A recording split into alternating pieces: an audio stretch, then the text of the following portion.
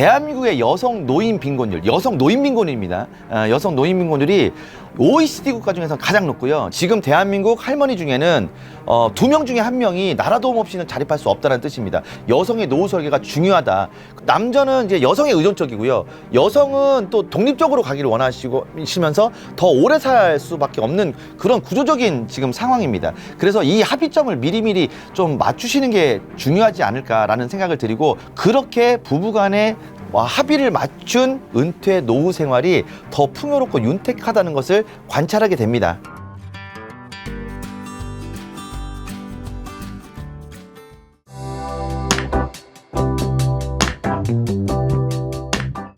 자, 우리 과거에는 남자가 많이 태어났을까요? 여자가 많이 태어났을까요?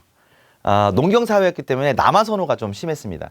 그리고 1차, 2차, 3차, 4차 산업혁명 시대에 살아가고 있습니다. 지금 남아 선호할까요? 여아 선호할까요?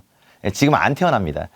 지금은 남아 선호가 없어졌죠. 그래서 안 태어나다 보니 남아 여아 비율이 남아 10.3명의 여아가 10명입니다. 우리나라가 남아 선호할 때는 남아 16명의 여아가 10명이었어요. 지금은 태어나는 비율이 같죠. 그런데 여기서 문제가 하나 생깁니다. 여성이 오래 살까요? 남성이 오래 살까요? 그렇습니다. 여성이 평균 7년을 더 삽니다. 그런데 더 중요한 건 이 7년을 더 사는 여성이 통상적으로 3살에서 4살 많은 남자와 혼인관계를 유지하고 있습니다. 그러면 부부관계에서 남편과 아내로 봤을 때 아내 입장에서는요, 7년 더 사는 여자가 서너 살 많은 사람이랑 결혼했기 때문에 아내 입장에서는 10년을 더 사는 겁니다. 그럼 10년 이 노후 생활이 더 길어졌다는 거죠. 그런데 현재 스코어 연구를 해본 결과 대한민국의 여성 노인 빈곤율, 여성 노인 빈곤율입니다. 여성 노인 빈곤율이 OECD 국가 중에서 가장 높고요. 75세를 기준으로 봤더니 50%가 훨씬 넘어버리는 거죠. 그럼 어떤 문제가 생기는 거냐? 지금 대한민국 할머니 중에는 2명 중에 1명이 나라 도움 없이는 자립할 수 없다는 뜻입니다. 그럼 왜 이렇게 됐을까요? 첫 번째, 남성 위주의 가정 경제를 우리가 지금까지 산업화 시대에 이끌어 왔습니다. 좀 무식한 얘기를 좀 드리면, 과거에 우리 산업화 시절에요, 직장에서 서로 눈이 맞아서 결혼하잖아요. 얼마나 우리나라가 미개했는지. 남자는 돈 벌러 나오고 여자는 애 키우라고 했습니다. 강제적인 경력 단절이었죠. 그리고 나서 산업이 4차 산업혁명까지 왔습니다. 여러분, 그 사이에 경력을 단절시켜 놓고 이제는 경력을 이으려고 했는데 이을 수 있는 경력이 산업이 많았기 때문에 없어진 거죠.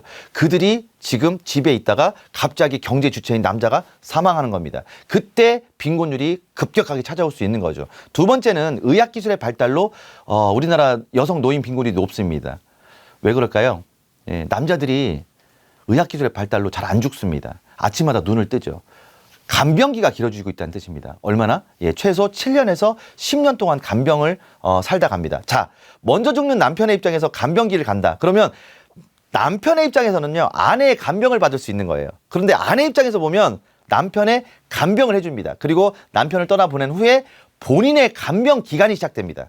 근데 최근 우리 통계를 봤더니 자녀에게 간병 기간에 간병을 받는 비율이 7.7%입니다. 여러분, 그러면 자식도 믿을 게 안 되고 남편이 쓰고 가는 간병 비용은 어마어마하고 거기에 본인의 간병 기간을 아주 어렵게 살아갈 수밖에 없는 구조이기 때문에 지금부터 반면교사를 해야 되기 때문에 여성의 노후 설계가 중요하다. 그럼 이 방송을 보시는 많은 여성분들은요, 나는 우리 집안의 최후 생존자다.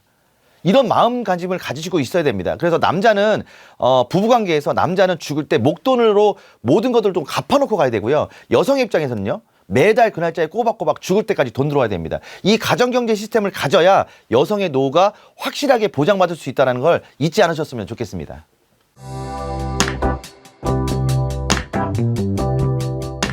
일단 기본적으로 뭐 돈이 많아서 월세 받으면 좋겠지만 요즘에 뭐 월세 받기가 쉽지가 않죠. 간판보다 임대라는 글씨가 훨씬 더 많이 붙어 있으니까요. 맞습니까? 예. 두 번째는 뭐 주식으로 배당받아야 되는데 배당받으려면 기업이 나보다 오래 살아야 되는데 나보다 오래 사는 기업도 별로 없습니다. 세 번째 방법은 생명보험회사에 연금 드는 거죠. 생명이 다할 때까지 연금 주는 게 생명보험회사의 연금이니까 이런 걸로 준비하면 됩니다. 그런데 문제는 또 하나 생깁니다. 어떤 게 먹고 죽을 때도 연금 들 돈이 없다는 분들이 계십니다. 그래서 저는 일과 연금을 병행하시라 이렇게 말씀을 드립니다.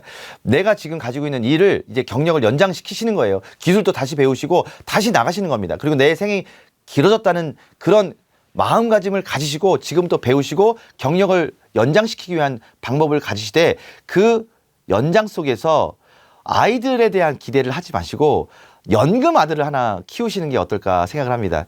초등학교 6년, 중학교 3년, 고등학교 3년, 그럼 12년이죠. 여러분 12년 동안 일하면서 열심히 연금 넣으면 여러분의 자녀들은 노후에 매달 그 날짜에 꼬박꼬박 돈 줄 확률이 적지만 그 연금은 매달 그 날짜에 꼬박꼬박 비과세 상태에서 돈을 줄 수 있을 겁니다. 지금 그래서 할 수 있는 방법은 가지고 있는 가용할 수 있는 돈들이 없다면 내가 일을 하면서 일과 연금을 병행해서 한 단계 한 단계 준비하는 게 여성 노후에 매월 그 날짜에 꼬박꼬박 돈 나올 수 있는 시스템을 갖추는 방법이다. 이렇게 강조드리고 싶습니다.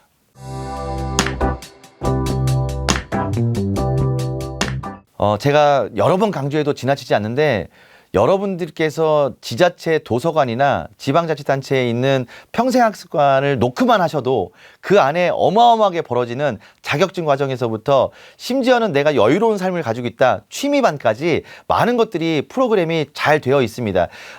구태의연한 프로그램이 하나도 없고요. 아주 참신하고 좋은 프로그램이 있습니다. 거기에 절실한 마음으로 내가 가서 여성 인력 개발센터 같은 데를 가시면 거기에서는 교육훈련도 해주고요. 그 다음에 내일 배운 카드를 통해서 또 배울 수도 있고요. 또 일자리도 매칭시켜주기 때문에 집에서 그냥 TV만 보실 게 아니라 나가셔서 직접적으로 알아보시면 거기에서 얻을 수 있는 수많은 이득들이 있기 때문에 노크를 해보시는 게 가장 중요하다. 이렇게 강조드리고 싶습니다.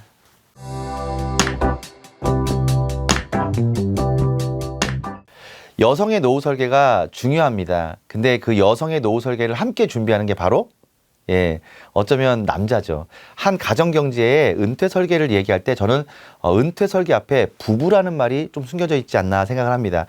같이 하되 또 따로 해야 되는 부분이 있고 또 함께 합의해야 될 부분들이 있는 거죠. 오래 사는 여성들을 위해서 우리 남성분들도 더 신경을 써줘야 되는 그런 시대인 건 맞습니다. 동상이몽이 굉장히 많아요. 특히 남성분들 중에 제가 50대 분들 만나면 기가 막힙니다. 나는 퇴직 후에 저기 경의중앙선 끊어진 용문산 기슭에 집 져놓고 누구랑 사랑하는 아내와 60년 동안 모닝커피를 드시겠다는 분들이 계십니다. 사랑하는 아내가 그 소리 들으면 소름 끼치거든요. 그러니까 남자는 그렇게 자기 마음대로 생각을 하는 경우가 있고요.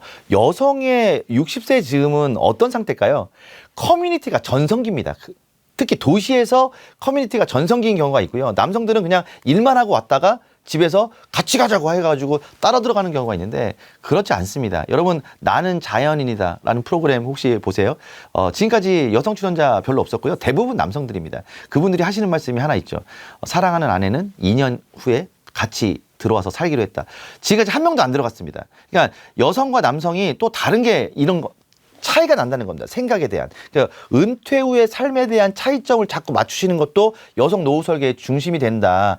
어쨌든 부부 은퇴 설계이기 때문에 그런 여성의 노후 설계를 우리가 그렇게 관점을 좀 맞췄으면 좋겠다는 말씀을 드려요.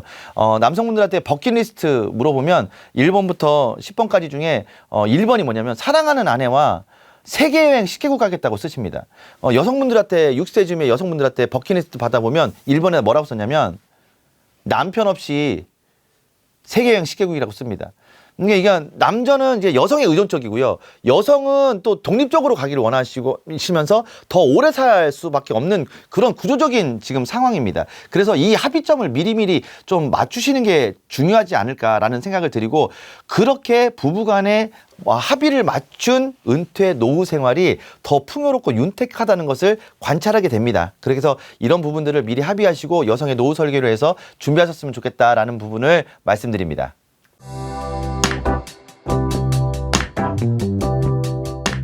시즌 1, 시즌 2, 시즌 3가 있습니다. 여러분 지금 은퇴 즈음에 계세요. 그러면 이제 시즌 2를 준비하시는 거고요. 은퇴 후에 내가 삶을 살고 있다면 내 인생의 시즌 3 정도를 가지고 있다고 생각하면 되겠습니다. 딱 잘라서 60세 이전에는 돈 버는 시기, 60세 이후에는 돈 쓰는 시기라는 게 모든 공식이 사라졌습니다. 이제는 은퇴 전환기도 생겼고 준비기와 생활기 그리고 더더욱 간병기라는 게 생겼기 때문에 우리가 이런 부분들을 전체적으로 조망하고 가셨으면 좋겠습니다.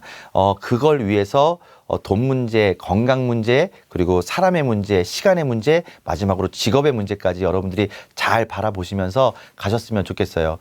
평균 수명 90세가 넘어가는 시대입니다. 간병 지금 73.3세가 대한민국 지표입니다. 17년간은 유병한 상태에서 장수를 한다는 거죠. 여러분 지금부터 준비하셔야 이 유병도 짧게 갈 수 있습니다. 더 큰 문제는 무전장수 시대. 나는 살아있는데 돈이 갑자기 사망할 수 있다는 겁니다. 더더욱 잘 모으셔야 되고 잘 지키셔야 되고 인플레이션의 공격도 잘 피하셔야겠죠. 할 수 있습니다. 왜냐하면 지금이 여러분 인생의 가장 젊은 날이기 때문에 그렇습니다. 지금부터 내 인생 전반을 바라보고 이렇게 바뀐 라이프 사이클 속에서 촘촘히 잘 준비하시는 계획 속에서 윤택하고 멋진 노후 생활을 잘 계획하시기를 바라겠습니다.